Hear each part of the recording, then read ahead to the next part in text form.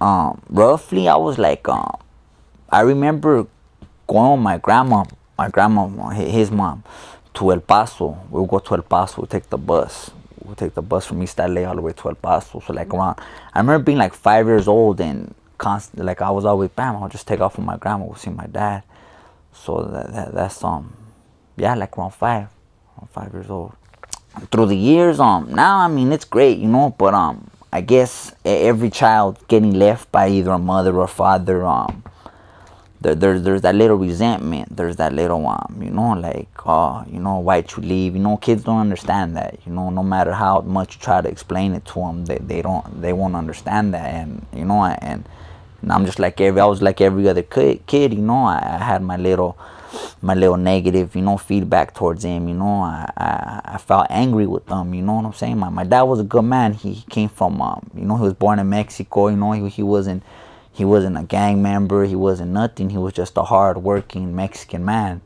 And there was nothing negative to say about my dad. But regardless, like I couldn't understand as a child why he could just like leave his first son and like start a relationship and start a like get married, have kids. Even though I love my brothers and sisters, but it's just like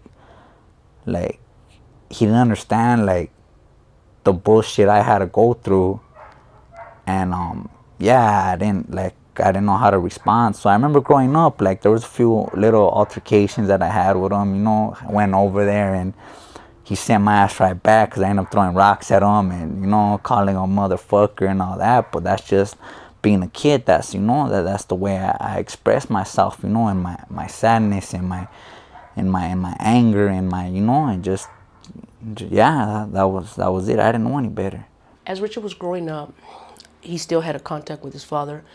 I never one time stopped Richard from seeing his father. It didn't matter when Richard was Richard had to be 7, 8 when I would pay for him to go to Texas, El Paso, so he could see his father.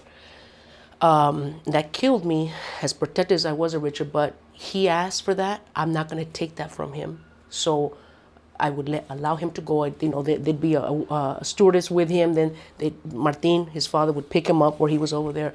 So yeah, I would allow. That was not a problem for me. It was never an issue. You want to talk to your father? Fine. What's between him and I was never between Richard.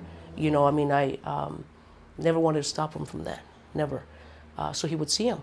But come find out, Richard was already showing signs of, he was upset with his father because Martin would call me and like, levanta este niño. I mean, you're like, he's in Texas, he's over here telling me. And I'm like, well, he's throwing rocks at me and saying whatever. Richard was already angry. At that time, it was 6, 7, 8, around there. Showing those signs, I should have figured that out then. Should have, there's a problem. But even I tried to help Richard and take him to a psychologist. But the one that needed a psychologist was me. So yeah, I did let him see his father. Now it's good, my dad, I mean, me growing up, I hit the gangster stuff, the gangbanging stuff at an early age, and my dad, like I said, he was a hard-working Mexican man.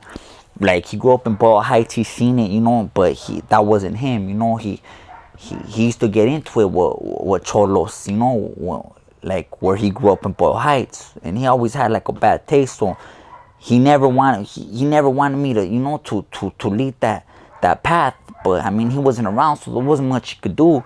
And he seen me. He used to try to talk to me, but you can't do much talking. And he was just sad. I guess he was just heartbroken, because out of everything he didn't want me to be, it was it was a gang member. That's what I ended up becoming. But I mean, I'm older now, I'm mature, and he's happy that the decisions that I'm making now, the family that I've started. So I mean, right now we're in a good relationship. That I became what I became because it was around me, that my uncles, like some of the people that my mom got involved with, that gangster style, that gangster stilo, you know, it was real common, you know, everywhere I turned to, whether it was my mom's old man, whether it was my uncles, whether it was all around me. It wasn't nothing just to go against my dad, you know, like that's what it was the thing to do. That's what happened. I don't remember having to, you know, struggle, I guess, with his father, because we were together for about that first year. So Richard was actually a year, because it was in August when his father was not in the picture.